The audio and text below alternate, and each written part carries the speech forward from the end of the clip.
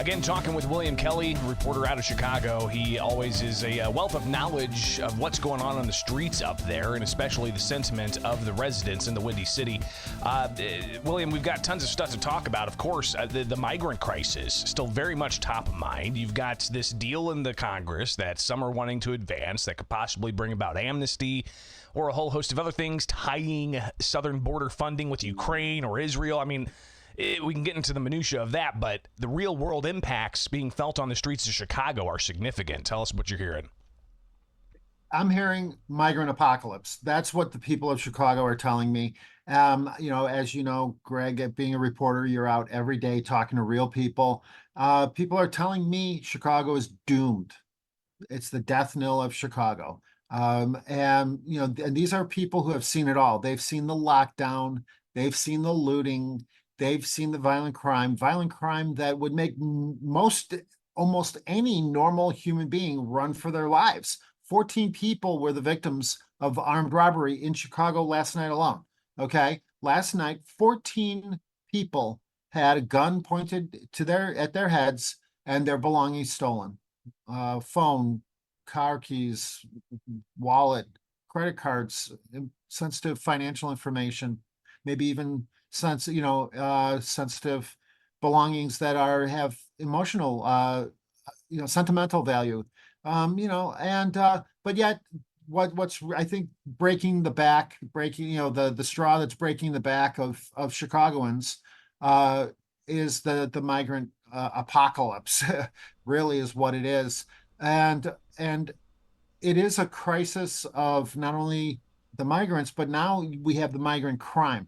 And sadly, our leaders, the people that you would think would be looking out for the citizens, are blaming the citizens. They're suggesting that the reason why these migrants are they're the real victims. The migrants are the real victims. They're being forced into a life of crime because they have not received their work permits. Okay. The question that I'm hearing from people is, who would want to employ them? Who in their right mind would say, oh, you know what? I need an employee who, if they don't get what they want immediately, will turn to a life of crime. Well, and William, a lot of these individuals, the governor says they are asylum seekers, and that's, of course, a probationary period where they come across and they claim asylum and they wait for a hearing, which could be years down the road. But, are these individuals who came across a port of entry in a more proper uniform way, or were they ones that just, crossed the desert somewhere that, was part of even possibly a human trafficking operation that they may have been victim to? There's a lot of considerations into all of this, but clearly the taxpayer cost is growing, especially when you hear about 300,000 meals in a week or the $1.5 million a day it's costing taxpayers. And who's getting these contracts? You were working to try to stay on top of some of this, but is there clarity in how these dollars are actually being spent, and are taxpayers getting a good bang for their buck? God bless you, Greg. Thank you. You are 100% right. When people hear these numbers, $100 million, what they don't realize is that it's $100 million per company. $100 million for migrant housing, $1 million for migrant security, $1 million for migrant health care. And now we're hearing 100, excuse me, did I say 1 million? I'm 100 million dollars for culturally sensitive food. Now, I can't help but think, if I were, as an Irish Catholic from the south side of Chicago, if I snuck into a country, would I be demanding deep dish pizza? I don't think so. I think I would be grateful for what I had, and I would do my very, very best to be respectful of the society that I crashed, and I would be doing my best to try to somehow fit in with that society, not demand that society start, flying my flag and being sensitive to my culture. So it is it's very, very, very discouraging for the citizens of Chicago.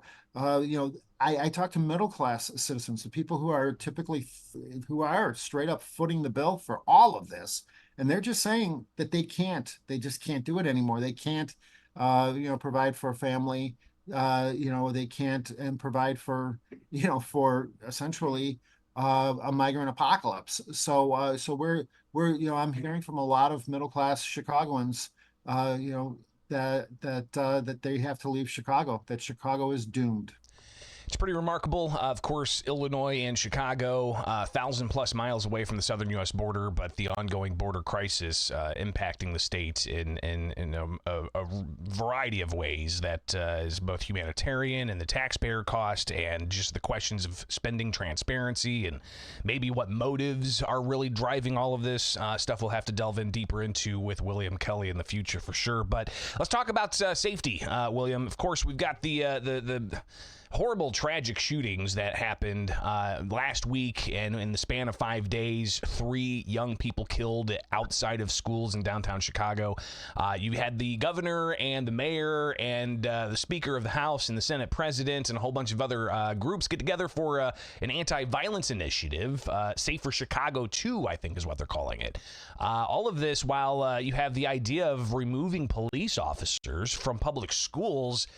How do you assess they're getting a hold of the violence in Chicago, or are they just looking to, develop more resources to spend on nonprofit groups rather than having the state's attorney crack down on crime? Well, both my parents were CPS employees.